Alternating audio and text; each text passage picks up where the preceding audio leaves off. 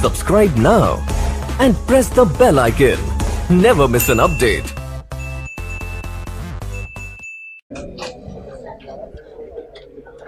जी, आज के लेक्चर का आगाज करते हैं। सबसे पहले प्रीवियस लेक्चर में से कोई क्वेश्चन पूछना चाहते हैं तो पूछ लीजिए। जी भाई।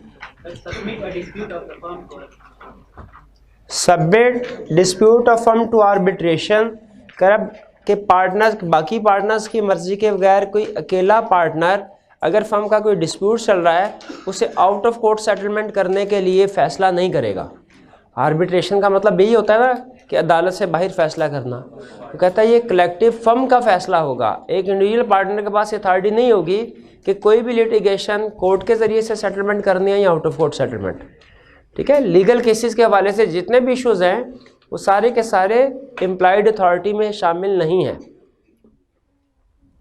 जी, और कोई क्वेश्चन?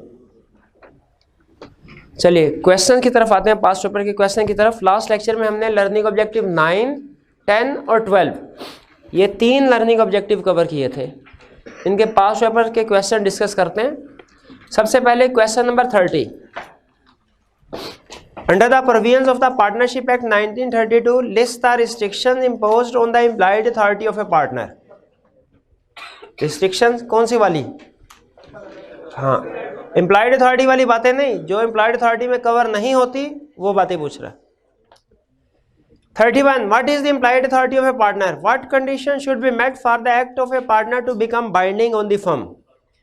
जी, कंडीशंस पता है? एम्प्लॉयड अथॉरिटी पूछ रहा क्या है, जो कि हर पार्टनर जो है वो कर सकता है एक्ट और फर्म को बाइंड करार देगा। कंडीशंस क्या है बाइंडिंग करार देने के लिए? एक्ट फर्म के नेम से की गई हो, इंटेंशन फर्म को बाइंड करना हो और ordinary course of business usual way की ट्रांजैक्शन हो। 32.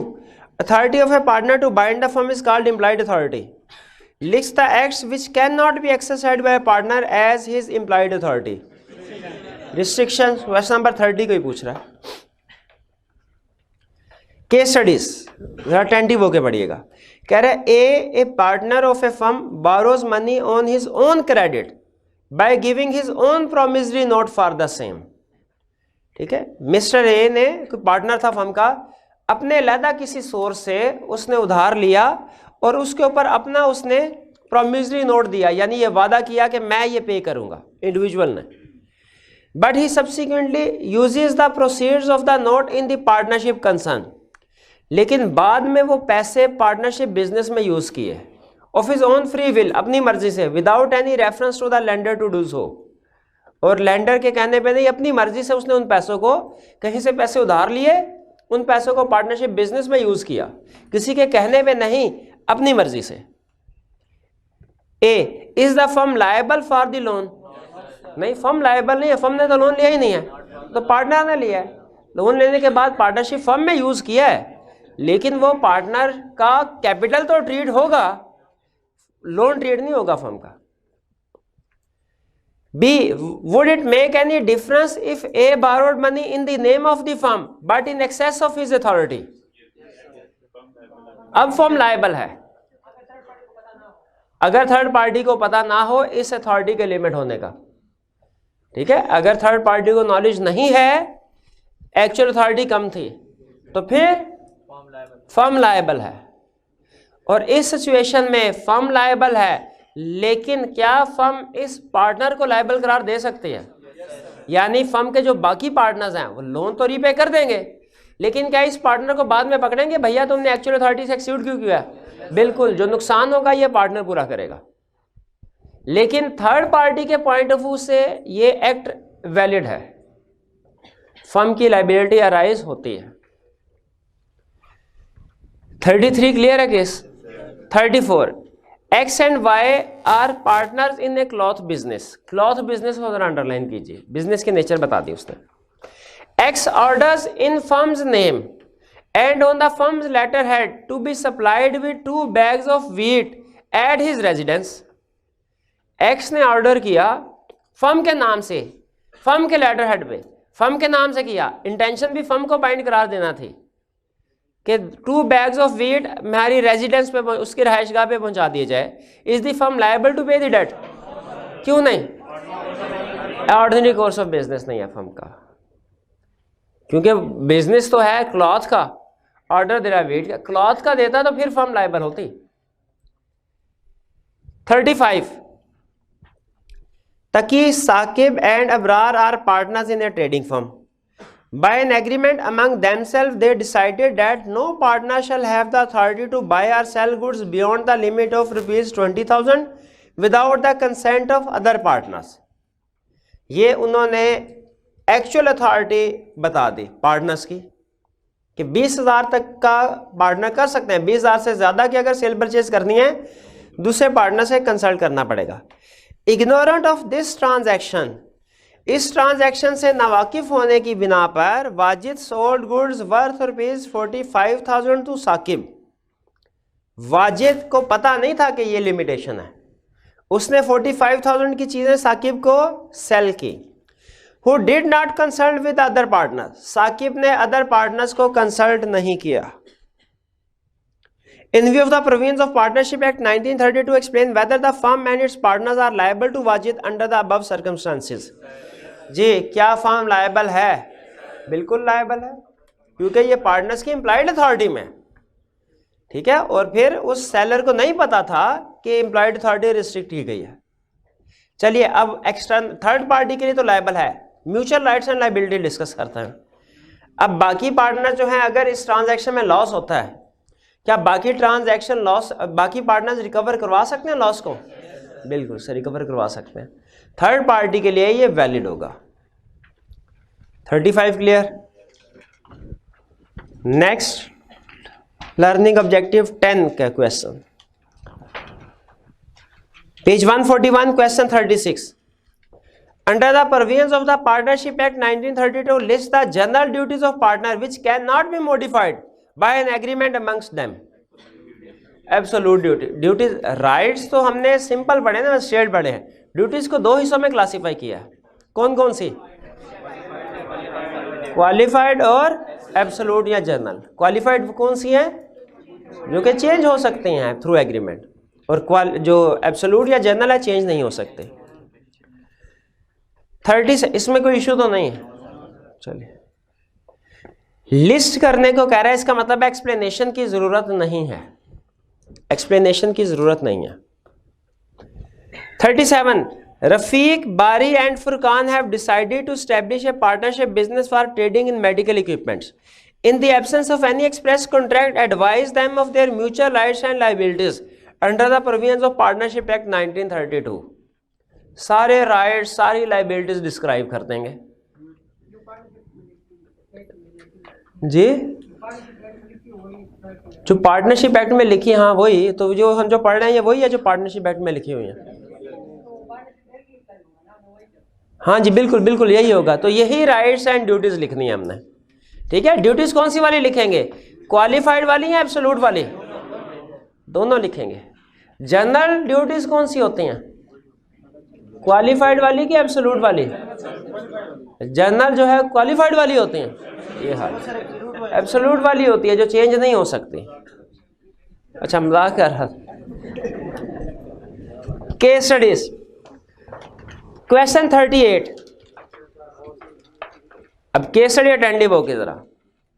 ए B C and D establish a partnership for refining sugar. Refining sugar को मंडल ने ये इसने नेचर ऑफ बिजनेस बताया। A was considered expert in job of buying sugar, Thus A was entrusted with the duty of purchasing sugar in the firm. A की duty लगाई भाई तूने चीनी परचेज करनी है। A himself was a wholesaler dealer in sugar. A खुद भी एक डीलर था शुगर में। He unknown to his co-partner, दूसरे को पार्टनर्स को नहीं पता था, उसने क्या किया? Supply to the firm at the market price with sugar previously bought by himself from his own resources when the price was lower and he has so made considerable profit. देखिए sale की market rate पे, पहले उसने जब price कम थी तब sugar खरीदी थी, लेकिन सप्लाई किस रेट पे की? मार्केट रेट पे। तो कोई इशू है इसमें? इशू इसमें है,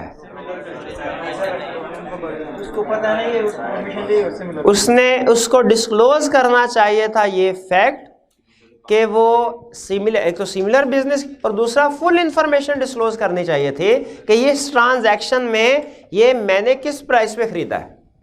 उसने दूसरे लोगों को नहीं बताया कि मेरा कोई दूसरा बिजनेस है, ये भी नहीं बताया कि ये जो चीज़ें जो है मैंने कम प्राइस पे खरीदी थी, अब आपको मार्केट प्राइस पे चले सेल कर रहा हूँ, लेकिन फिर भी ये बताना चाहिए था कि चीज़ें मैंने ऑलरेडी कम प्राइस पे खरीदी हैं। B, C and D sued for the profits thus made by him is accountable, बिल्कुल ए काउंटेबल है।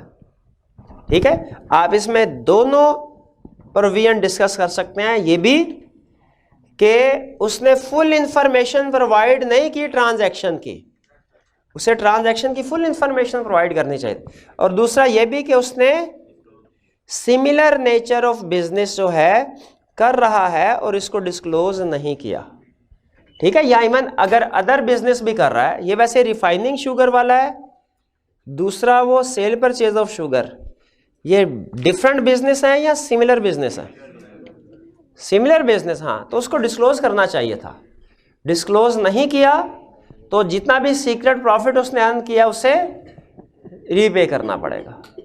ये आपने राइट पढ़ा हुआ है, ड्यूटी पड़ी हुई है फुल इंफॉर्मेशन प्रोवाइड करने वाली। इस तरह का कंसेप्ट हमने कोई कंपनी लॉ में पढ़ा था, जरा बताइए। चीफ नहीं, सिमिलर बिजनेस वाला नहीं, एक कंसेप्ट तो सिमिलर बिजनेस वाला था ना, एक कंसेप्ट फुल इंफॉर्मेशन वाला भी था। हाँ जी, डायरेक्टर अगर किसी कॉन्ट्रैक्ट में इंटरेस्टेड है तो उसकी रिस्पॉन्सिबिलिटी होती है डिस्क्लोज करना। ठीक है, कंपनीज एक्ट में भी यही पढ़ा था, सिमिलर प्रोविजन यहाँ पे है। अगर पार्टनर कोई इंडिविजुअल ट्रांजैक्शन पार्टनर के साथ की जा रही है तो उस पार्टनर की जिम्मेदारी है कि वो बाकी पार्टनर्स को फुल इंफॉर्मेशन प्रोवाइड करेगा। कंसेप्ट वही है, वो कंपनीज के लिए एप्लीकेबल था, ये पार्टनरशिप के लिए एप्लीकेबल है। 38 क्लियर? तो क्या ए लायबल है? बिल्कुल, वो प्रॉफिट जितना भी अर्न किया है पार्टनरशिप फर्म को रिटर्न करेगा। Question 39, A and B are partners in a business which consists of supplying meat to government. Subsequently, it is found out that A is engaged with C in the supplying of meat to the same government. Can he retain the profits made out of the second engagement?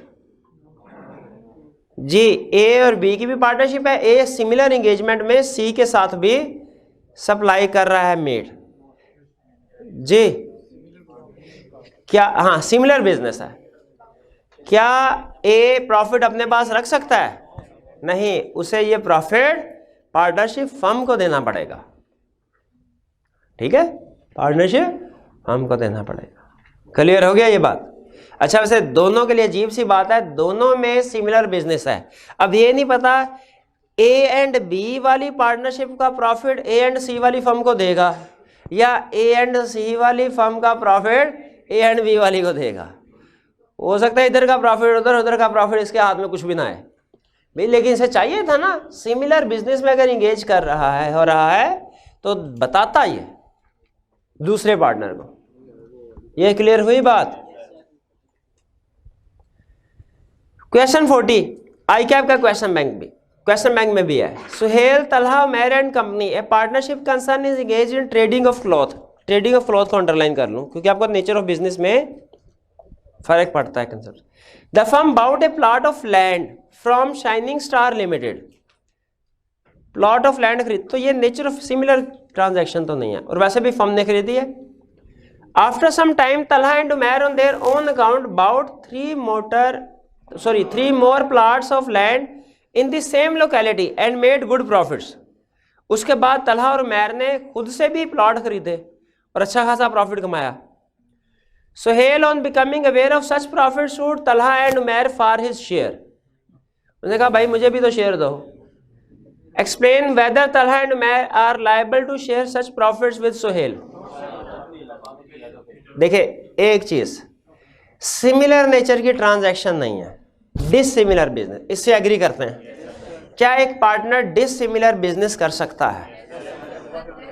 कर सकता है अगर prohibited ना हो, prohibited ना हो। अब question में उसने बताया कि पार्टनरशिप फॉर्म में प्रोहिबिटेड था कि नहीं था, तो बेहतर है दोनों सिचुएशन डिस्कस करें। अगर तो पार्टनरशिप फर्म में ये प्रोहिबिटेड था कि पार्टनर्स दूसरा बिजनेस नहीं कर सकते, तो फिर इनको ये प्रॉफिट फर्म को रिटर्न करना पड़ेगा। और अगर partnership agreement, partnership deed silent थे, इस तरह की कोई प्रोहिबिशन नहीं थी, तो फिर ये दोनों पार्टनर्स प्रॉफिट अपने पास रख सकते हैं। इन्होंने कुछ गलत नहीं किया, क्योंकि ये सिमिलर नेचर का बिजनेस नहीं है। सिमिलर नेचर के बिजनेस पे क्या प्रोविजन लगती है? इजाजत नहीं है अनलेस अलाउड। सिमिलर नेचर के बिजनेस पे प्रोविजन क्या लगती है? इजाजत नहीं है अनलेस अलाउड। और डिसिमिलर नेचर के बिजनेस पे क्या प्रोविजन लगती है? इजाजत है अनलेस प्रोहिबिटेड। तो यहां पे देखा जाएगा इजाजत है अनलेस प्रोहिबिटेड। चूंकि क्वेश्चन में उसने नहीं बताया प्रोहिबिटेड है कि नहीं, दोनों सिचुएशन हमने डिस्कस कर ली। ये बात समझ आ गई? चलिए, फिर इसके बाद है लर्निंग ऑब्जेक्टिव 12 में ये आई कैप का 11 अभी नहीं पढ़ा ना, 11 आज पढ़ना है हमने। 12 में question, Ubaid, Raheel and Parvez were partners in a firm. On September 1, 2009, Pervez retired from the partnership. The remaining partners continued the business with the property of the firm without final settlement of accounts as between them and Pervez. उन्होंने accounts की settlement नहीं की। In the light of Partnership Act 1932, describe the rights of Pervez in the above circumstances. Pervez के क्या rights हैं? जी? उसके पास दो option हैं। चाहे वो अपना शेयर ऑफ प्रॉफिट रिसीव करता रहे जैसा कि पहले था, प्रोपोर्शनेट अपने शेयर कैपिटल के लिहाज से, या फिर इसको लोन ट्रीट कर लिया जाए और वो जब तक रिटर्न नहीं होता at the rate of 6% per annum interest उसको मिलेगा। ठीक है। अच्छा, अगर कोई पार्टनरशिप को एडवांस दे तो क्या राइट है उसका? पार्टनरशिप डेट में कुछ भी नहीं लिखा हुआ, क्या उससे इंटरेस्ट मिलेगा? किस रेट में मिलेगा? 6%। करेक्ट जी। शेयर और प्रॉफिट जो है ना, ऑप्शन ये चूज कर ले कि मेरा शेयर और प्रॉफिट रहेगा, और बाद में फर्म जो है ना वो एंड अप हो जाएगा, तो क्या इनकी लायबिलिटी होगी या नहीं? नहीं, इसकी लायबिलिटी नहीं होगी। देखिए, पार्टनर रिटायर हो चुका, लायबिलिटी नहीं होगी। सिर्फ इसको जब तक शेयर कैपिटल का प्रॉपर्टी में से हिस्सा नहीं मिल जाता, इसको कुछ ना कुछ एक्स्ट्रा पैसे मिलने चाहिए। ठीक है, इसका स्टेटस वैसा ही होगा जैसा माइनर इन पार्टनरशिप प्रॉपर्टी का था। उसको प्रॉफिट हुआ, प्रॉफिट भी मिलेगा, लॉस हुआ, लॉस भी मिलेगा, लेकिन उसकी लायबिलिटी कोई नहीं होगी। इस पार्टनर की भी नहीं, ये बेसिकली पार्टनर रहा ही नहीं ना। तो अगर ये प्रॉफिट वाली ऑप्शन सेलेक्ट करता है तो प्रॉफिट या लॉस में तो इसका हिस्सा होगा। प्रॉफिट शेयरिंग को सिलेक्ट कर, लायबिलिटी में हिस्सा नहीं होगा। क्यों नहीं होगा? क्योंकि पार्टनर रहा ही नहीं है, ये पार्टनर रहा ही नहीं है। फिर तो रिटायरमेंट होने या ना होने में फर्क ही कोई ना रहता। ठीक है, लायबिलिटी नहीं होगी इसकी। जी हाँ, माइनर भी पार्टनर नहीं होता, बिल्कुल ऐसे ही है। इसका भी लॉस में हिस्सा होगा। अगर ये पार्टनर सेलेक्ट करता है ना शेयर ऑफ प्रॉफिट वाली ऑप्शन, इसका ये मतलब नहीं है कि फर्म को प्रॉफिट हुआ तो मिलेगा, लॉस हुआ तो उसको नहीं मिलेगा। नहीं नहीं, ये फिर रिस्क एंड रिवार्ड दोनों इसको जाएंगे। ठीक है, अब उसकी अपनी ऑप्शन, अगर वो इंटरेस्ट फिक्स सूद करना, इंटरेस्ट लेना चाहता है फिक्स, वो ले ले। अगर वो शेयर ऑफ प्रॉफिट वाली बात करता है तो उसका ये मतलब नहीं होता कि सिर्फ प्रॉफिट में हिस्सा मिलेगा, लॉस में नहीं मिलेगा। नहीं नहीं, बाद में अगर फर्म को लॉस होता है तो फिर उसमें भी इसका हिस्सा होगा। हाँ, डिस्कनेक्ट हो चुका है तो लायबिलिटी नहीं होगी। लॉ ने ऑप्शन दिया दोनों। ठीक है जी। लर्निंग ऑब्जेक्टिव क्लियर हो गए सारे क्वेश्चन? कोई और क्वेश्चन अगर आपका हो तो पूछ लीजिए। चलिए, आज के लेक्चर में हमने एक तो लास्ट कंसेप्ट पढ़ना है पार्टनरशिप का, और फिर उसके बाद निगोशिएबल इंस्ट्रूमेंट का कुछ थोड़ा सा इंट्रोडक्शन। टेक्निकल कंसेप्ट कोई नहीं पढ़ेंगे निगोशिएबल इंस्ट्रूमेंट का आज, वो कल से शुरू करें, ऑफिशियली कल से शुरू करेंगे।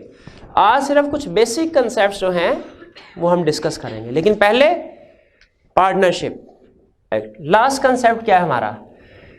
Liability towards third party. कल हमने कंसेप्ट पढ़ा था rights and liabilities of partner among themselves, उनकी आपस में राइट्स एंड लाइबिलिटीज क्या है। अब है थर्ड पार्टी के साथ क्या, तीन लाइबिलिटी थर्ड पार्टी के पॉइंट ऑफ व्यू से, तीन तरह की लाइबिलिटी डिस्कस करता है पार्टनरशिप एक्ट। थर्ड पार्टी के पॉइंट ऑफ व्यू से तीन तरह की लाइबिलिटी डिस्कस की जाती है। Liability for act of firm, liability for wrongful acts by partner, liability for misapplication of money और property received from third party. पहले में और दूसरे तीसरे में क्या फर्क है? पहले में बता रहा है कि फर्म एक्ट करेगी, पार्टनर लायबल है कि नहीं। दूसरे तीसरे में कोई ना कोई पार्टनर दो नंबरी कर रहा है और वो बताया जा रहा है कि फर्म जो है वो लायबल होगी कि नहीं। ठीक है, और फर्म लायबल होगी तो इसका मतलब है बाकी के पार्टनर लायबल होंगे कि नहीं, क्योंकि फर्म का मतलब है कलेक्टिवली सारे पार्टनर्स। सबसे पहले liability for act of firm, कह रहा है फर्म जो का एक्ट जो भी होगा, अगर कोई एक्ट फर्म का है उसके लिए सारे पार्टनर लायबल हैं। लायबिलिटी अनलिमिटेड होगी, जो पार्टनर अपने शेयर से ज्यादा पे करेगा वो दूसरे पार्टनर से क्लेम कर सकता है। नहीं बात समझ आई ना? इसको एग्जांपल से, आपको याद है एग्जांपल मैंने आपको दी थी, एक कारीगर आया, काम किया उसने, उसका बिल बना 50,000, तीन पार्टनर्स थे, उन्होंने कहा भाग जाओ, तुमने काम सही नहीं किया, कोई पैसा नहीं मिलेगा। उसने पार्टनरशिप के खिलाफ केस कर दिया। ठीक है, पार्टनरशिप फर्म के खिलाफ केस कर दिया। अब देखिए, पार्टनर ने जब कहा, किसी एक पार्टनर ने या बाकी पार्टनर्स ने कहा कि भाग जाओ भाई, कोई पैसा नहीं मिलेगा, कि ये एक्ट ऑफ फर्म है? बिल्कुल है। ठीक, अब उसने केस फाइल किया फर्म के खिलाफ। उसके पास ऑप्शन क्या थी? तीन पार्टनर है, तीनों को ज्वाइंटली भी केस फाइल कर सकता था, सेवरली भी, अकेला एक या दो को भी के खिलाफ भी केस फाइल कर सकता। उसने मिस्टर ए के खिलाफ केस फाइल किया। पहले मुझे यह बताइए, क्या हर पार्टनर लायबल है? ये एक्ट ऑफ फर्म था। अब इसमें रूल क्या लगेगा? थर्ड पार्टी के पॉइंट, क्या हर पार्टनर लायबल है? लायबिलिटी कितनी होगी हर पार्टनर की? अनलिमिटेड। उसने मिस्टर ए के खिलाफ केस फाइल किया, 50,000 पूरे का पूरा मिस्टर ए से निकलवाया। अब पार्टनर मिस्टर ए का सोली तौर पे शेयर कितना बनता था? 50,000 डिवाइड बाय 3। ठीक है ना? अब क्या मिस्टर ए जिसने अपने शेयर से ज्यादा शेयर पे कर दिया है अपनी लायबिलिटी, क्या वो दूसरे पार्टनर से रिकवर करवा सकता है? यही कह सकते हैं, can claim reimbursement from other partners. ठीक है, तो जब कभी कंसेप्ट आएगा liability for acts of firm, firm के एक्ट की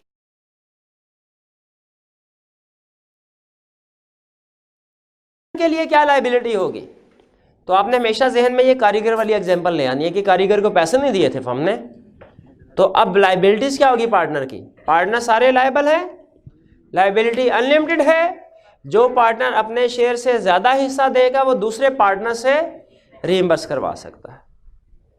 ये कंसेप्ट क्लियर हो गया? दूसरा concept, liability for wrongful acts by a partner और liability for misapplication of money और property received from third party. इन दो की लायबिलिटी,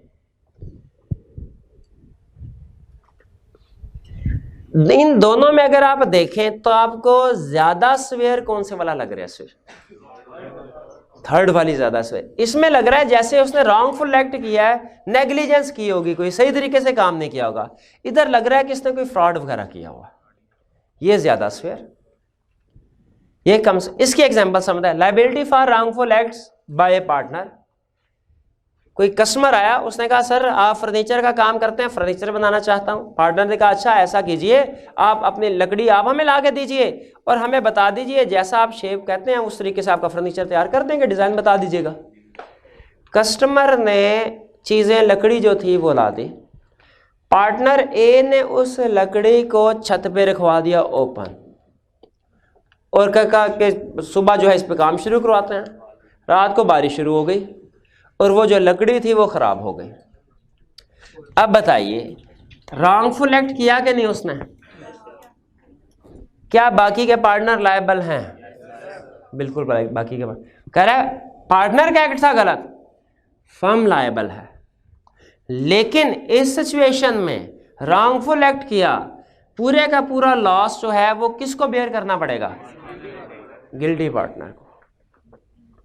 ठीक है, वैसे इसके साथ वो एक और एग्जांपल भी देते हैं फ्रॉड की भी। यहाँ पे मेरे ज़ाती ख्याल में इसके साथ फ्रॉड वाली बात नहीं करनी चाहिए, वो यहाँ पे भी कवर हो जाती है।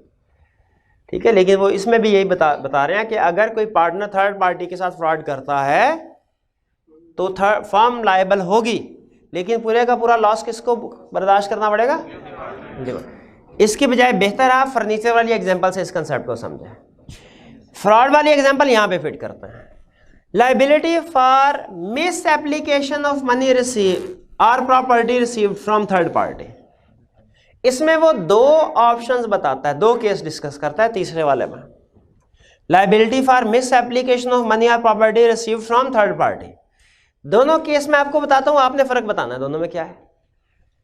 पहले केस में पार्टनर दुकान पे बैठा है, कस्टमर आया, कहने लगा सर मैंने आपके 50,000 रुपये देने थे, ये लीजिए 50,000। पार्टनर ने 50,000 पकड़े और लेके निकल गया। ठीक है, किसी दूसरे शहर वो खा पी के फिर वापस आया। दूसरी ऑप्शन, पार्टनर ए शॉप पे आया, उसने देखा दराज में 50,000 रुपये पड़े हुए हैं, 50,000 रुपये उसने निकाले और वो निकल गया। 50,000 रुपये असल में कोई बंदा आया था, उसने एडवांस पे किया था, ऑर्डर हमें देना था, उसने कोई उसका एडवांस पे किया था। बताइए दोनों में कोई फर्क है क्या? अच्छा, ट्रांजैक्शन रूल सेम है, ट्रांजैक्शन में फर्क है। पहले में दोनों के लिए फर्म लायबल है, लेकिन पहले केस में डायरेक्ट थर्ड पार्टी से पैसे लिए, दूसरे में थर्ड पार्टी से पैसे ऑलरेडी आ चुके थे, फर्म की कस्टडी में थे और वो निकाल के लेके गया, चोरी करके लेके गया। क्या दोनों केसेस में थर्ड पार्टी से रिसीट हो चुकी है, कैश वैलिड है? बिल्कुल। लायबल कौन है? फर्म। ठीक है, थर्ड पार्टी के लिए फर्म लायबल है। कहते हैं थर्ड पार्टी के लिए firm liable, whether received by firm और पार्टनर, चाहे वो पैसे फर्म ने रिसीव किए हो या पार्टनर। पहले वाली एग्जांपल में पार्टनर ने रिसीव किए थे, दूसरे वाली एग्जांपल में फर्म ने रिसीव किए थे, फर्म की कस्टडी में थे, वहां से चोरी करके लेके गया। क्लियर हुई बात? तो अब एक केस स्टडी डिस्कस करते हैं जरा आईकैप के पास पेपर की। एक पार्टनर बैंक के पास गया और बैंक का नाम पार्टनरशिप का नाम लेके उसने बैंक से लोन लिया और दुबई चला गया सैर करना। बताइए थर्ड पार्टी के लिए फर्म लायबल है कि नहीं? बिल्कुल फर्म लायबल है इस लोन के लिए, लेकिन जब फर्म लोन को रीपे कर देगी तो पूरे बाकी पार्टनर्स का क्या राइट है कि सारे का सारा लोन जिसने डिफॉल्ट किया है उससे रिकवर करवाया जाए। Liability with respect to third party clear हो गई। तीन तरह से लायबिलिटी बताई पार्टनरशिप एक्ट ने हमें, कितनी तरह से? Liability for acts of firm, liability for wrongful act by partner और liability for misapplication of money और प्रॉपर्टी रिसीव्ड। क्लियर हो गया ये कंसेप्ट? चलिए इसके पास्ट पेपर के क्वेश्चन देख लेते हैं। Learning objective 11,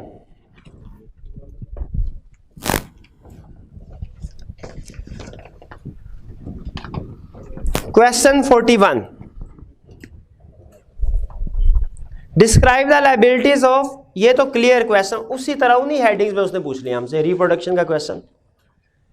42, state the extent to which a firm is liable for the acts of a partner. कौन से वाला पूछा है? State the extent to which firm is liable for the acts of partner, पहले वाला। ठीक है, फर्म की लायबिलिटी। दूसरे वाला भी लिख सकते हैं, दूसरे वाला, लेकिन तीसरे वाले में भी वैसे फर्म की लायबिलिटी तो है। मार्क्स कितने हैं?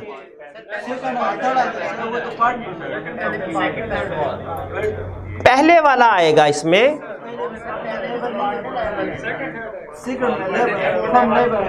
एक मिनट है रे। State the extent to which firm is liable for the act किया पार्टनर ने, फर्म, हाँ नहीं ये तो एक्ट ऑफ फर्म है।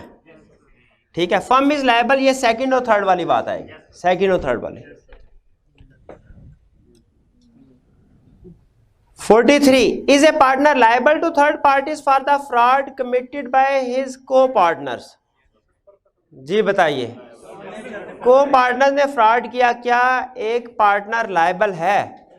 बिल्कुल। फ्रॉड अगर किया हो किसी पार्टनर ने तो याद रखिए उसके लिए फर्म लायबल है, तो पार्टनर लायबल है, लेकिन वो पार्टनर गिल्टी पार्टनर से रिकवरी करवाएगा पूरी की पूरी। अगर कोई एक पार्टनर थर्ड पार्टी के साथ फ्रॉड करता है तो याद रखें उसके लिए बाकी के पार्टनर्स लायबल हैं। जैसे उसने बैंक से फ्रॉड करके कंपनी के नाम पे पैसे लोन ले लिया, अब ये भी फ्रॉड है, क्या फर्म लायबल है? फर्म लायबल है तो उसका मतलब बाकी के पार्टनर्स भी लायबल है। नहीं, ऑर्डिनरी कोर्स ऑफ बैंक से लोन लेना मेरे भाई इम्प्लाइड अथॉरिटी है। बोरिंग में हमने पढ़ा है, बोरिंग सॉरी ये इम्प्लाइड अथॉरिटी में बोरिंग पावर हमने पढ़ा है, इम्प्लाइड अथॉरिटी में शामिल है मेरे भाई, ले सकता है लोन।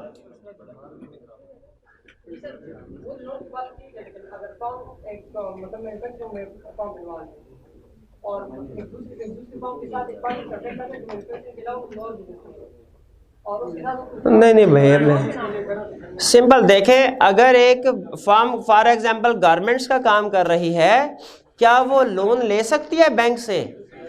बिल्कुल, उस पर ये वाला रूल नहीं लगेगा कि वो सिमिलर नेचर के है कि नहीं है, ठीक है, वो एम्प्लॉयड अथॉरिटी में है कि बोरो कर सकते हैं, क्योंकि बिजनेस को चलाने के लिए ये ट्रांजैक्शन नॉर्मल होती हैं, एम्प्लॉयज को रखना, लोन लेना।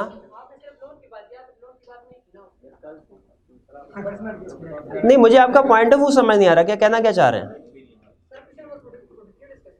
हाँ 43 डिस्कस कर रहा हूँ,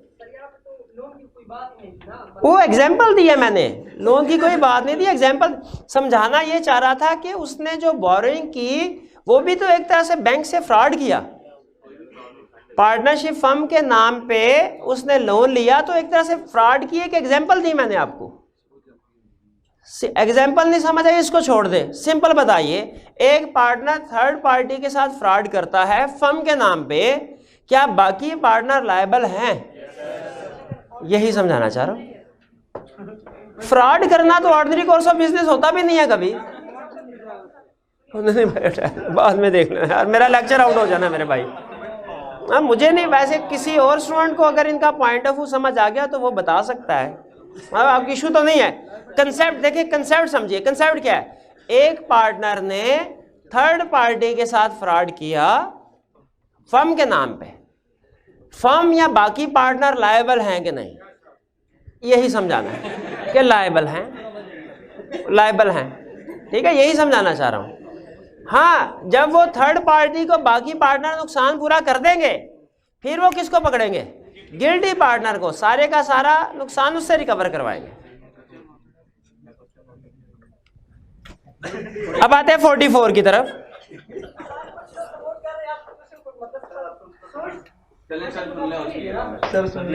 भैया सुना दे, शायद आपको नींद आ जाए रात को। नहीं सुना भैया, कोई और स्टूडेंट इसी क्वेश्चन को बता सके? आपके अल्फाज से मुझे क्लियर नहीं हो रहा, कोई और स्टूडेंट बता सके इनका पॉइंट? नहीं भैया ऐसे ना कीजिए, क्वेश्चन को डिस्करेज नहीं कर रहा मैं, ठीक है, सिर्फ मुझे उनका पॉइंट ऑफ व्यू नहीं समझ। जी, फ्रॉड करे other than ordinary course of business. अच्छा एक मिनट, मुझे आगे समझ। आप ये कहना चाह रहे हैं कि वो फ्रॉड करे ऐसे ट्रांजैक्शन में जो कि एम्प्लॉयड अथॉरिटी में नहीं है, एम्प्लॉयड अथॉरिटी से आउटसाइड जाके फ्रॉड करे।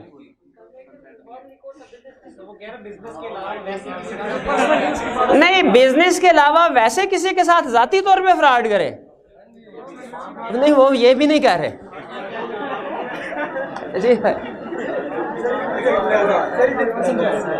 जी नहीं, मैं एक मिनट, मुझे समझने दीजिए इनका क्वेश्चन।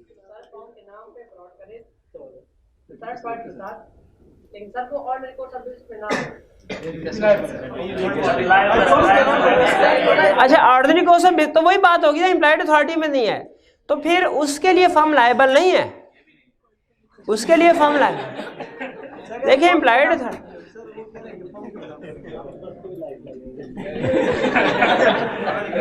मेरी बात सुनो, एम्प्लॉयड अथॉरिटी के अंदर रह के फ्रॉड किया, एम्प्लॉयड अथॉरिटी के अंदर रह के फ्रॉड किया, लेकिन एक्चुअल अथॉरिटी से एक्सीड किया, क्या रूल है? फर्म लायबल है, थर्ड पार्टी को कंपनसेट करेगी,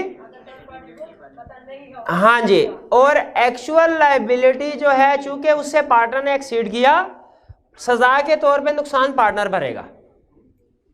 ये ऐसे ही है ना? ठीक है। अगर एम्प्लॉयड अथॉरिटी से बाहर कोई ट्रांजैक्शन की, जैसे यहां पे वो कहता है रिस्ट्रिक्शन ऑन एम्प्लॉयड अथॉरिटी में कि उसने कोई किसी दूसरी फर्म के साथ पार्टनरशिप कर ले, या फ्रॉडुलेंटली इमूवेबल प्रॉपर्टी जो थी, पार्टनरशिप की इमूवेबल प्रॉपर्टी थी, इमूवेबल, उसने फ्रॉड करके किसी दूसरे के साथ बेचने का एग्रीमेंट कर लिया। ये ठीक है एग्जांपल, ठीक है, एम्प्लॉयड अथॉरिटी में नहीं है। फ्रॉडुलेंटली उसने इमूवेबल प्रॉपर्टी सेल करने का थर्ड पार्टी के साथ एग्रीमेंट कर लिया। अब ये भी फ्रॉड, पैसे लिए उसने और भाग गया, ये भी थर्ड पार्टी के साथ फ्रॉड है। लेकिन चूंकि ये एम्प्लॉयड अथॉरिटी में नहीं था, हम ये थर्ड पार्टी को नुकसान पूरा नहीं करवाएंगे, इसके लिए फर्म लायबल नहीं है। फर्म कहेगी उससे, भैया आपको पता नहीं है, एम्प्लॉयड अथॉरिटी में तो आप एज्यूम करें पार्टनर के पास पावर है, जो पावर पार्टनरशिप एक्ट ने दी ही नहीं किसी पार्टनर को, वो ट्रांजैक्शन कैसे कर लिया आपने? वो तो कलेक्टिवली सारे पार्टनर के लिए साथ होनी चाहिए थी। हाँ, ये अब आया लाइन पे, शाबाश। थर्ड पार्टी को कैसे पता चलेगा कि कोई एक्ट, जो कोई पावर पार्टनरशिप के अथॉरिटी में है कि नहीं है? आपने एक मशहूर वो कहावत पढ़ी होगी, ignorance of law is no excuse. Law assume करता है कि जो बंदा पार्टनरशिप एक्ट के पार्टनर्स के साथ, पार्टनरशिप फर्म के साथ डीलिंग कर रहा है, उसने पार्टनरशिप एक्ट पढ़ा हुआ है।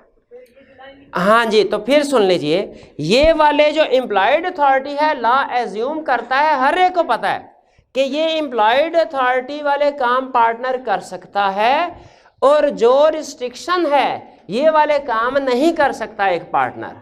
लॉ एज्यूम करता है कि जो लोग पार्टनरशिप फर्म के साथ डीलिंग कर रहे हैं, उन्हें इस रूल का पता है कि उन्हें जो एक्चुअल अथॉरिटी रिस्ट्रिक्ट की हुई है ना पार्टनर की, वो थर्ड पार्टी को नहीं पता होगा।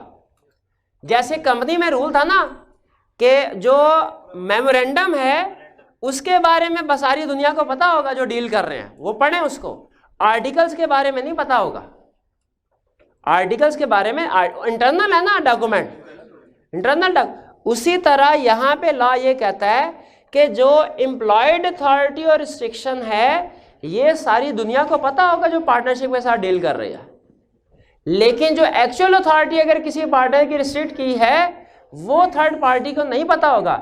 इसीलिए लॉजिकली सोचें कि लॉ ने प्रोटेक्ट किया, अगर एक पार्टनर एक्चुअल अथॉरिटी से एक्सीड करता है लेकिन विद इन एम्प्लॉयड अथॉरिटी काम करता है, उस सूरत में लॉ ने प्रोटेक्ट किया थर्ड पार्टी को। क्यों? लॉ ने अज्यूम किया कि थर्ड पार्टी को एक्चुअल अथॉरिटी का हो सकता है ना पता हो, एम्प्लॉयड अथॉरिटी का पता होगा, तो उसने एम्प्लॉयड अथॉरिटी के अंदर रहते हुए एग्रीमेंट किया, वो थर्ड पार्टी के लिए वैलिड है। कुछ को समझ आई? अच्छा, मुझे नहीं लगता अभी भी समझ आई है, लेकिन इससे ज़्यादा मैं भैया मेरा लॉ ख़त्म है इससे आगे। हाँ, क्योंकि मुझे असल में सही बात है, क्वेश्चन आपका नहीं समझ आ रहा, आप बाद में पूछ लीजिएगा ना, क्लास में पूछना ज़रूरी थोड़ी है। मेरे भैया हैं जो इंडिविजुअल क्वेश्चंस होते हैं ना, बाल बच्चा गुस्से से क्यों देख रहे यार? अल्लाह जानता है मैं वकील नहीं हूँ यार, मुझे लॉ किसी बीची का नहीं पता, मैं सिर्फ सिलेबस में सारी चीज़ें पढ़ के आता हूँ। आपके जहन में पता नहीं क्या क्वेश्चन चल रहा है, मुझे बाद में बता दीजिएगा। अगर मुझे ना भी पता हुआ ना, मैं किसी वकील से पूछ लूँगा, मेरे वाकिफ़कार वकील भी है, मुझे कोई मसला होता है मैं उनसे पूछ भी लेता हूँ लीगल प्रोविजन के।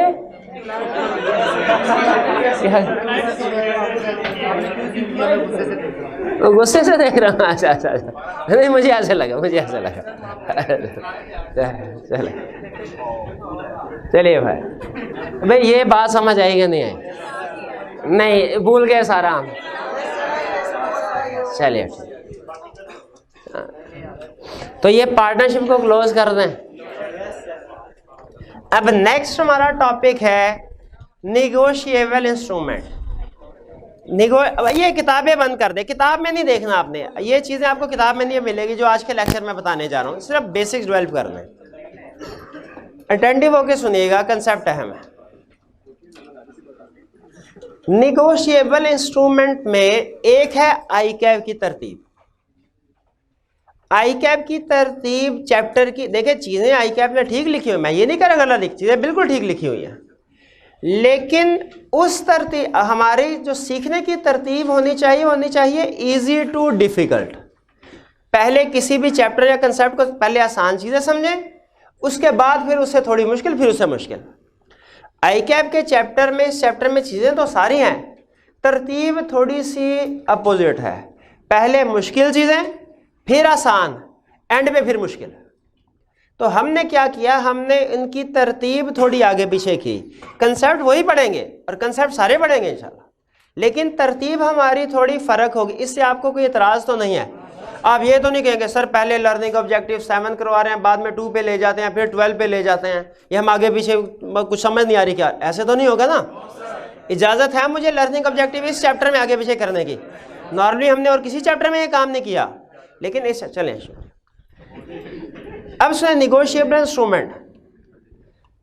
नॉर्मली जो निगोशिएबल इंस्ट्रूमेंट का मतलब क्या होता है, इसका हमने सिर्फ कंसेप्ट बिल्ड करने हैं, कोई टेक्निकल चीज हमने आज नहीं पढ़नी।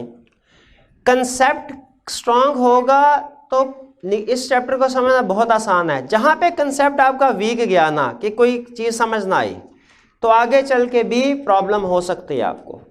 तो आपने चीजें साथ साथ समझते जाना। सबसे पहले हम आज 2 चीजें समझने की कोशिश करेंगे, एक definition and classification of negotiable instrument, और दूसरा निगोशिएबल इंस्ट्रूमेंट के एसेंशियल्स। सबसे पहले डेफिनेशन। निगोशिएबल इंस्ट्रूमेंट कहते किसको हैं? देखिए, निगोशिएबल इंस्ट्रूमेंट बना है 2 लफ्जों से, एक निगोशिएबल और एक इंस्ट्रूमेंट। निगोशिएबल का मतलब आसान अल्फाज में है ट्रांसफरेबल। ट्रांसफरेबल यानी वो चीज जो एक पर्सन से दूसरे पर्सन को ट्रांसफर हो सके, ट्रांसफरेबल। जैसे शेयर्स थे, एक पर्सन से, वैसे एग्जांपल दे रहा हूं कंसेप्ट समझाने के लिए, निगोशिएबल इंस्ट्रूमेंट में नहीं आते शेयर्स। एक पर्सन से दूसरे पर्सन को ट्रांसफरेबल है, बिल्कुल। निगोशिएबल का मतलब क्या? ट्रांसफरेबल। और निगोशिएशन का मतलब क्या है? ट्रांसफर करना। जब ट्रांसफर किया जाएगा उसे कहेंगे निगोशिएशन हुई। निगोशिएबल का मतलब ट्रांसफरेबल, निगोशिएशन का मतलब एक पर्सन से दूसरे को ट्रांसफर करना। ठीक है, सिर्फ कंसेप्ट समझाने के लिए। एग्जाम्पल कुछ और है कंसेप्ट। आप, मेरे भाई के पास 100 रुपए का नोट है, ये 100 रुपए का नोट निगोशिएबल है, ट्रांसफरेबल है, एक बंदे से दूसरे बंदे को ट्रांसफर किया जा सकता। और ये एक्चुअली 100 रुपए का नोट निकाल के जब इस भाई को देंगे, हम क्या कहेंगे? 100 रुपए के नोट की निगोशिएशन हो गई। अब देखिए, आसान लफ्ज है ट्रांसफर, ट्रांसफरेबल, लेकिन हम लीगल वर्ड यूज करेंगे क्या? निगोशिएशन या निगोशिएबल। तो आपने निगोशिएबल लफ्ज देखने में थोड़ा मुश्किल लग रहा होगा, लेकिन जब कभी निगोशिएबल का लफ्ज आपके सामने आए, फौरन जहन में आ जाए क्या? Transferable.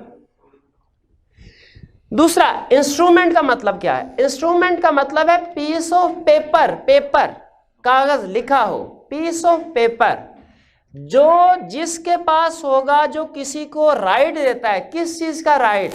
Right to receive money, के पैसे रिसीव कर सकता है।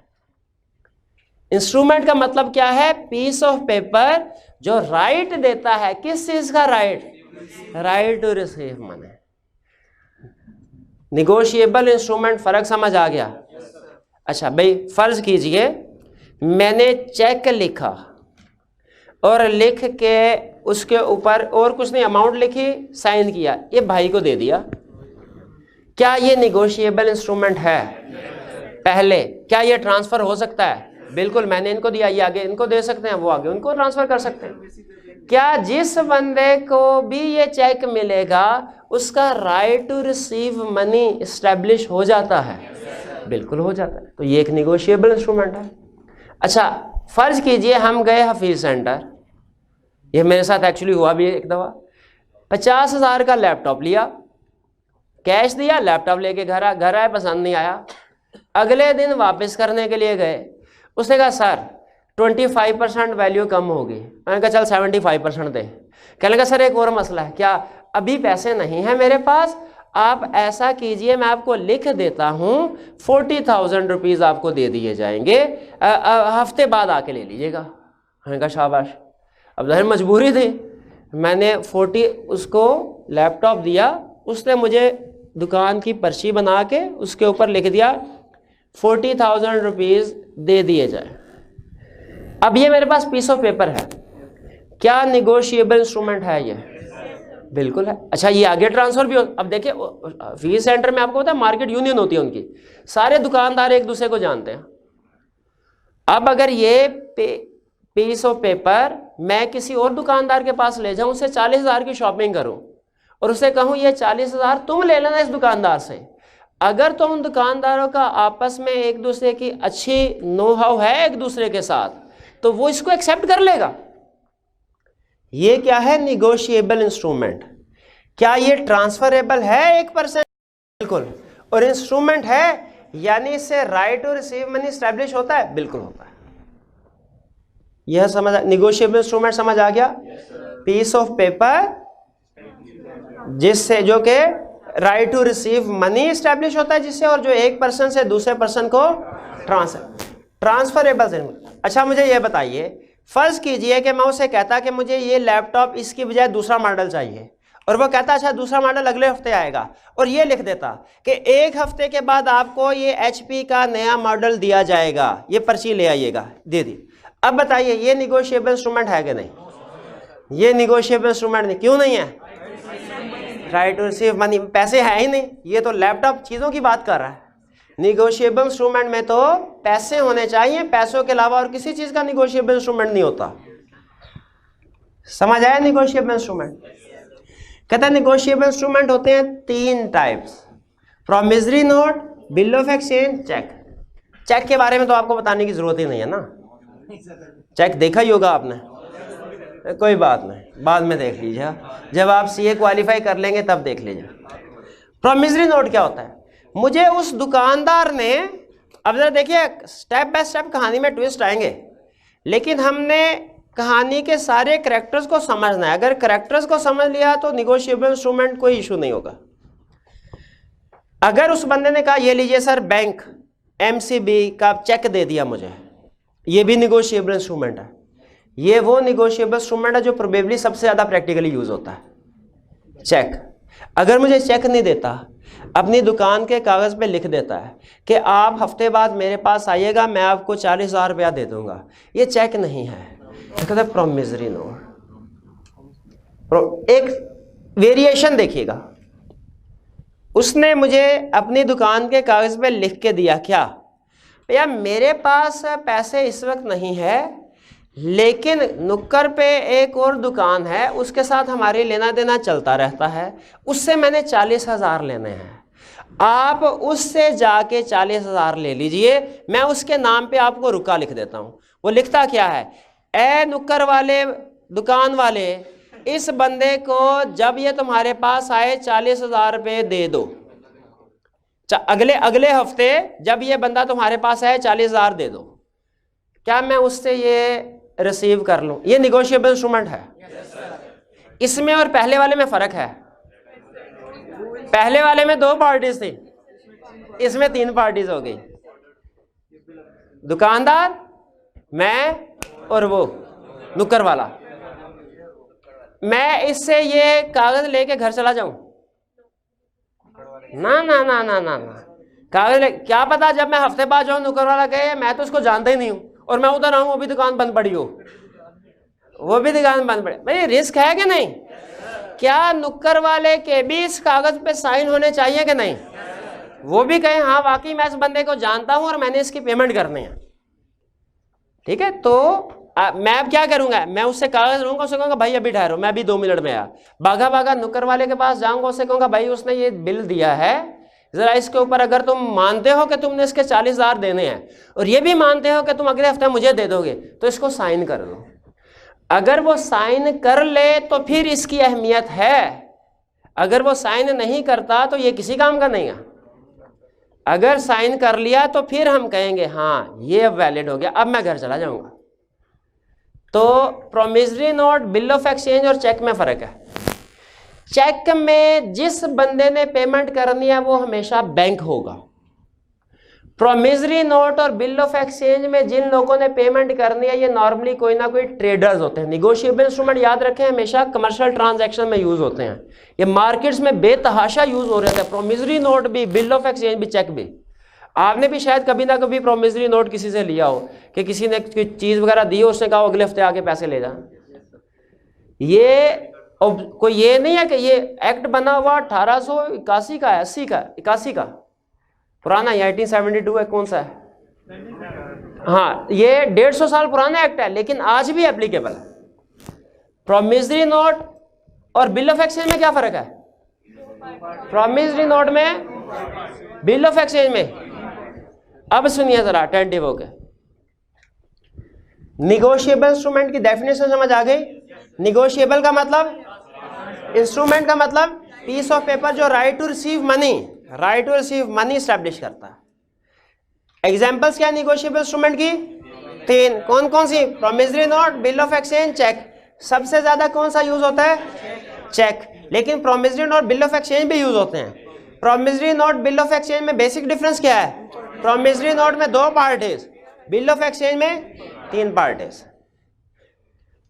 चेक में भी वैसे 3 पार्टीज होती हैं, इशू करने वाला, बैंक में, और जो रिसीव करेगा। क्लासिफिकेशन सुनिए अब। अच्छा, अगर समझ आया आपको निगोशिएबल इंस्ट्रूमेंट अभी तक, तो मुझे बताइए प्रोमिसरी नोट और बिल ऑफ एक्सचेंज में तो आपने फर्क बता दिया, ये 2 पार्टीज है, ये 3 पार्टीज है। बिल ऑफ एक्सचेंज और चेक में क्या फर्क है? चेक में हमेशा जो जिस बंदे ने पेमेंट करनी है वो बैंक होगा, ठीक है। बिल ऑफ एक्सचेंज जो है उसमें वो कोई दूसरी पार्टी होती है। क्लासिफिकेशन, ये सारे के सारे निगोशिएबल इंस्ट्रूमेंट 1, 2, 3 ये ऑर्डर भी हो सकते हैं, बेरर भी हो सकते हैं।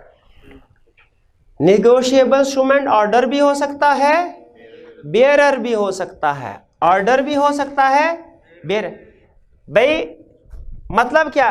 ऑर्डर निगोशिएबल, ऑर्डर इंस्ट्रूमेंट उसको कहते हैं जो पेएबल हो, किसको? Specified person. स्पेसिफाइड का मतलब क्या होता है? नोट कर, स्पेसिफाइड का मतलब इंस्ट्रूमेंट के ऊपर उसका नाम लिखा हो। और एनी पर्सन, किसी को भी, अगर दुकानदार लिख देता है सर आपका नाम क्या है? आसिफ जी, मैं एम आसिफ को ये 40,000 रुपये अगले हफ्ते पे करूंगा, ये कौन सा है? ऑर्डर। अब इसका मतलब है मेरे अलावा और कोई बंदा जाएगा उसको पेमेंट नहीं मिलेगी, सिर्फ मुझे मिलेगी। और अगर वो लिखता है कि मैं कहूँगा भैया मैं तो नहीं, हो सकता है मेरा भाई आए, ठीक है, तो वो कहेगा ठीक है। जो बंदा, अब की बार वर्डिंग क्या होगी? जो बंदा भी इस इंस्ट्रूमेंट को लेके आएगा उसे मैं 40,000 रुपया अदा करूँगा। बेरर, अब बेरर में मेरे लिए सहूलत भी है, मेरे लिए रिस्क भी है। सहूलत क्या है? किसी को भी भेज सकता हूँ पैसे। रिस्क क्या है? कहीं गिर गया, गुम हो गया, कोई भी आगे ले सकता है। अब तो मेरी अपनी मर्जी होगी, मैं हिसाब किताब लगा के जो भी कहूँगा वो पार्टी वो बना देगी। ऑर्डर इंस्ट्रूमेंट और बेरर इंस्ट्रूमेंट में फर्क समझ आया? ऑर्डर इंस्ट्रूमेंट कौन सा है? Specified person. कैसे पता चलेगा स्पेसिफाइड पर्सन कौन है? नाम किसके ऊपर? निगोशिएबल इंस्ट्रूमेंट के ऊपर नाम लिखा होगा। और बेरर, एनीवन, किसी भी बंदे। समझ आ गया? इसमें मैंने बाद में वेरिएशन लानी, अभी बेसिक टाइप्स पढ़ा रहा हूं आपको सिर्फ कंसेप्ट बिल्ड करने के लिए। इसमें ट्विस्ट आएंगे। निगोशिएबल इंस्ट्रूमेंट ऑर्डर भी हो सकता है, बेरर भी हो सकता है। आगे चलें। डिमांड भी हो सकता है, टाइम भी हो सकता है। डिमांड का मतलब क्या है? Payable immediately. टाइम का मतलब क्या है? After some time. अगर ये लिखा जाता है, वो ये दुकानदार ये लिखता है, ये मैं लिख रहा हूं जब कभी कोई भी बंदा मुझे पास ये लेके आएगा उसे मैं 40,000 दूंगा। टाइम नहीं उसने मेंशन किया, ये बेरर है और डिमांड है। और अगर कहे कि हफ्ते के बाद इसकी पेमेंट की जाएगी, अभी नहीं, कब पेमेंट की जाएगी? हफ्ते के बाद। अब फिर अगर टाइम स्पेसिफाई कर दिया जाए तो वो टाइम इंस्ट्रूमेंट होगा। टाइम इंस्ट्रूमेंट में आपको इंतजार करना पड़ता है। और डिमांड इंस्ट्रूमेंट का मतलब क्या है? जब भी प्रेजेंट करेंगे वो पार्टी पे करेगी। एक मुश्किल क्वेश्चन पूछूं आपसे, पहले एक कंसेप्ट बिल्ड कर दो और थोड़ा सा। अच्छा, चेक जो है बताइए, चेक आपके ख्याल में डिमांड इंस्ट्रूमेंट होता है कि टाइम? पोस्ट डेटेड चेक की लीगली कोई हैसियत नहीं होती। पोस्ट डेटेड चेक की अगर आप महीने बाद का चेक लिख देते हैं वो निगोशिएबल इंस्ट्रूमेंट है ही नहीं। यहां पे देखिएगा डिमांड और टाइम में फर्क क्या है। अगर वो कहता है जी ये ले जाइए प्रोमिसरी नोट, जब कभी आप मेरे पास इसको लेके आएंगे मैं आपको फौरी पेमेंट कर दूंगा उसी वक्त, ये है डिमांड। टाइम में टाइम मेंशन होता है, लेकिन कहा क्या होता है उसने कहा होता है कि जब कभी आप मेरे पास लेके आएंगे उसके हफ्ते बाद आपको पेमेंट करूंगा, ये है टाइम। जब कभी लेके आएंगे उसके हफ्ते बाद। इस लाइन समझ आई? डिमांड और टाइम में फर्क क्या है? डिमांड में इमीडिएटली पेमेंट, जैसे ही मैं जाके प्रोमिसरी नोट उसके सामने रखूंगा फौरन पेमेंट कर देगा। और टाइम इंस्ट्रूमेंट में क्या लिखा हुआ है कि जब आप मुझे प्रेजेंट करोगे, प्रेजेंट के हफ्ते के बाद, अभी के हफ्ते बाद नहीं, प्रेजेंट करने के हफ्ते के बाद आपको पेमेंट कर दूंगा। ये टाइम इंस्ट्रूमेंट है। जब बैंक के पास जाते हैं हम चेक, तो बैंक क्या कहता है? अच्छा 2 दिन बाद आ जाना पेमेंट लेना। तो चेक जो है हमेशा डिमांड इंस्ट्रूमेंट होता है। डिमांड और टाइम का फर्क है कि प्रेजेंट जब किया तब पेमेंट इमीडिएटली होगी कि कुछ टाइम के बाद होगी। ठीक है, ये है डिमांड और टाइम इंस्ट्रूमेंट का फर्क। ये समझ आया? इनलैंड, ये एक छोटा सा कंसेप्ट है। अगर डिमांड इंस्ट्रूमेंट लिखा गया, ड्रॉ किया गया पाकिस्तान में, पे भी पाकिस्तान में होना है, इसे क्या कहते हैं? इनलैंड का मतलब पाकिस्तान, मेड इन पाकिस्तान। अच्छा, अगर कोई लिखा गया इंस्ट्रूमेंट पाकिस्तान से बाहर दुबई में, लेकिन पे होना है किसी पाकिस्तानी को, रेजिडेंट ऑफ पाकिस्तान को, रेजिडेंट की टर्म आपने पढ़ी है कभी टैक्स में, तो भी इनलैंड इंस्ट्रूमेंट समझा जाएगा।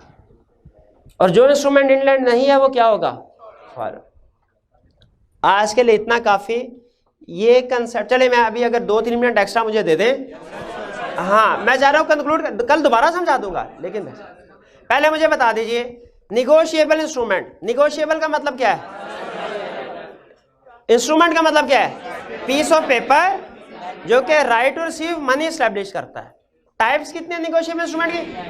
Promissory note, bill of exchange, cheque. सबसे ज्यादा कौन सी यूज होती है? लेकिन promissory note, bill of exchange भी वाइडली यूज होते हैं। अच्छा बताइए ये इंस्ट्रूमेंट की टाइप्स क्या हो सकती हैं? ऑर्डर और बेयर। ऑर्डर का मतलब क्या है? स्पेसिफाइड पर्सन को ही दिए जाएंगे पैसे। बेयर का मतलब क्या है? किसी को भी दिए जा सकते हैं। ये अहम लफ्ज है, ये अहम कंसेप्ट है, ऑर्डर और बेयर सबसे अहम। फिर उसके बाद दूसरे नंबर पे अहम डिमांड और टाइम। डिमांड का मतलब क्या है? जब प्रेजेंट करोगे फौरी पैसे मिल जाएंगे। टाइम का मतलब क्या है? जब प्रेजेंट करोगे हफ्ते, जो भी टाइम लिखा होगा 2-3 महीने के बाद मिलेंगे। इनलैंड का मतलब क्या है? जो पाकिस्तान में हो या पाकिस्तानी रेजिडेंट को पेबल हो। ये इतना अहम कंसेप्ट नहीं है। सबसे अहम ऑर्डर ऑफ बेयर, उसके बाद डिमांड और टाइम। अब सुनिए इसेंशियल्स क्या है। इसेंशियल्स कह लें, कैरेक्टरिस्टिक्स कह लें, आपकी मर्जी है। राइटिंग में होगा कौन सा इंस्ट्रूमेंट? तो तीनों राइटिंग में होंगे। नेचर क्या है? यह है प्रॉमिस टू पे, इसलिए नाम प्रोमिसरी नोट पड़ा। यह है ऑर्डर टू पे। हम बैंक से दरखास्त नहीं करते बराए मेहरबानी पे कर दो, उसे कहते हो भाई पे कर, पैसे रखवाए हूं मैं तेरी ऐसी की तैसी, तू ना पे करे। ऑर्डर टू पे है, इसमें प्रॉमिस टू पे। नेचर ऐसी होते हैं। अनकंडीशनल, क्या ये कह सकते हैं हम उसको कि भाई अगर इस चेक में कि चेक इस बंदे को पे करो, लेकिन अगर इसका माल सही जेन्युइन साबित हुआ, फिर अगर 2 नंबर साबित हुआ फिर पेमेंट ना करना। और बैंक कहेगा मैं कैसे साबित करूंगा कि ये 1 नंबर माल था, 2 नंबर माल था। आप कंडीशन ऐड नहीं कर सकते। कंडीशन अनकंडीशनल होना चाहिए। किसको? Payable, promissory note payable on demand भी हो सकता है, टाइम भी। Bill of exchange payable on demand भी, चेक। पार्टीज कितनी है प्रोमिसरी नोट में? मेकर और पेई। जो लिखता है उसे कहते हैं मेकर, और जिसको कहा जाता है ये लो भैया आप आके हफ्ते बाद ले लेना, पेई। मैं पेई था, दुकानदार मेकर था। बिल ऑफ एक्सचेंज में ड्रॉर, ड्राई, पेई। जो लिखता है और जिसको कहा जाता है भाई पे करो, नुक्कड़ वाला कौन सा? ड्राई, और मैं पेई। भाई नहीं, वही पेई है, एक ही बात नहीं है। चेक में भी 3 पार्टीज हैं, ड्रॉर, इसमें ड्राई हमेशा कौन होता है? और पेई। पार्टीज एंड मनी सर्टन होनी चाहिए। ये नहीं कि मैं आपको लैपटॉप, जो हफ्ते बाद लैपटॉप की कीमत मार्केट में चल रही होगी उतने पैसे दूंगा, इसमें अमाउंट सर्टन नहीं है। हफ्ते बाद हो सकता है 45,000 हो सकता है 35,000 हो। बिल ऑफ एक्सचेंज में अमाउंट सर्टन होनी चाहिए। पार्टीज भी सर्टन होनी चाहिए, पार्टीज के नाम लिखे जाते हैं। पार्टीज भी सर्टन, अमाउंट भी सर्टन। मनी ओनली, फर्नीचर वगैरह, लैपटॉप वगैरह की रिसीट पेमेंट का अगर आप इंस्ट्रूमेंट देते हैं वो निगोशिएबल इंस्ट्रूमेंट नहीं कहलाएगा। इस पे साइन कौन करता है? एक बंदा, कौन? मेकर। इस पे साइन कौन करते हैं? ड्रॉर और ड्राई। इस पे साइन कौन करते हैं? ड्रॉर सिर्फ। क्लियर हुआ? ये घर जाके पढ़िएगा, थोड़ा सा शायद आपको मुश्किल लगे, रिपीट, ये सारे कंसेप्ट रिपीट होंगे। अभी आज का मकसद सिर्फ बेसिक्स आपको सिखाना था, ठीक है? इसको घर से जरूर पढ़ के आइएगा।